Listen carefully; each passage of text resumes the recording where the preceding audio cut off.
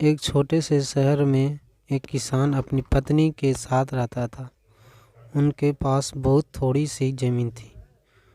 वे उस पर खेती करके फसल को बाज़ार में बेचते थे, जिससे उन्हें थोड़ी सी पैसे मिलते थे।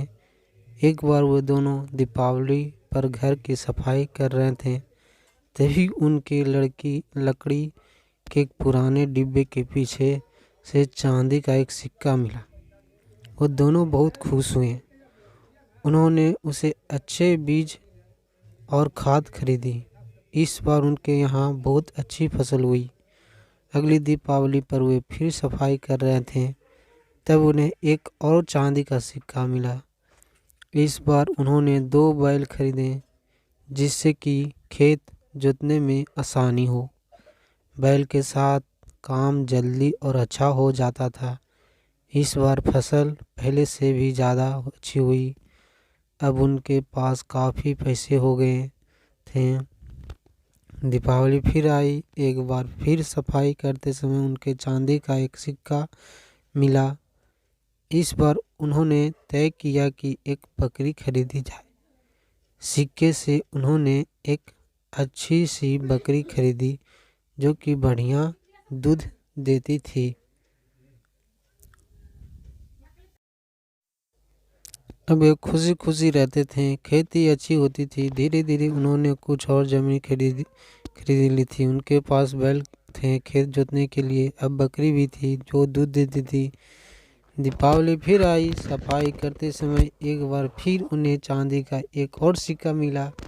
इस बार उन्होंने उस सिक्के से एक बिल्ली खरीदी, एक सुंदर सी सफ़ेद बिल्ली।